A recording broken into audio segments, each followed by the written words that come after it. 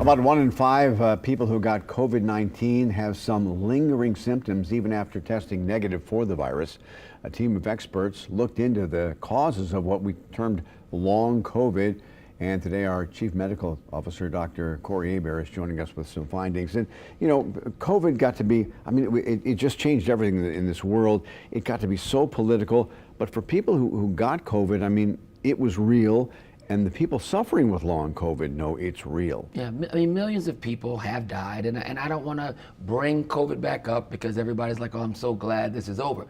But what we just got some new information about this long COVID situation, and about 1 in 5 people did have a long COVID situation, which was COVID and having symptoms 3 months after you are seronegative.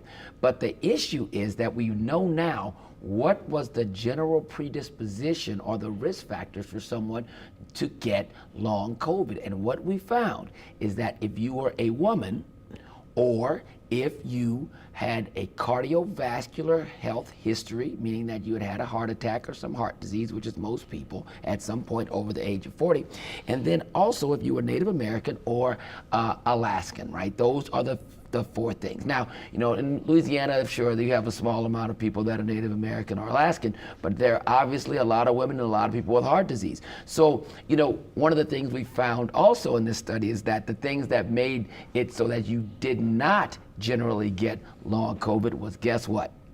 Getting the vaccine. And quickly, what are the symptoms of long COVID? How do you know you have long COVID or not something else? Yeah. Basically, if you have the symptoms of COVID and they persist for longer than 3 months, so you can't smell, you can't taste, you start having some brain fog, you have chronic fatigue, all these types of things, you know, neurologic problems, increased viscosity of the blood, all these types of things are what we were classifying as long COVID. But people are still having them. I met some friends, some physicians about 3 or 4 weeks ago that told me that they still cannot smell and they still cannot taste. They're still having these kind of weird joint problems and things like that since they had COVID.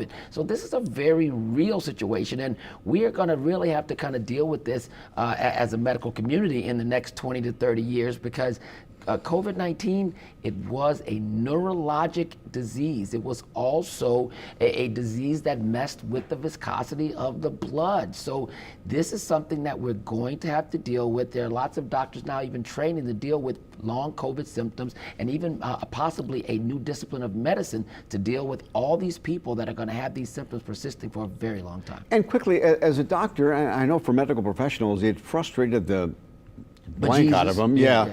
When people just didn't believe it or they came up with their own theories or, you know, they said that you all don't know what you're talking about. Yeah, well, you know, I always talk about this kind of stuff. Like I said, you know, the vaccine was one of the things that prevented long COVID that we found in the study.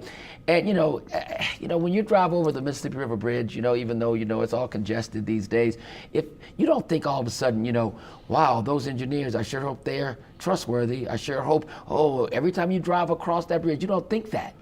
But right. I can do my own research and build it. Yeah. But why, you know, are you constantly now, you know, watching a Facebook video on your toilet on Saturday mornings and all of a sudden becoming a virologist?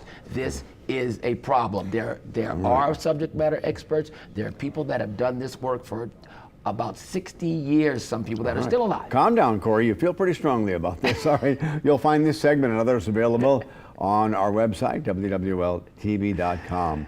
Let's get over to I'm sorry, Peyton. man. I'm sorry. This is serious stuff. I get it, you know.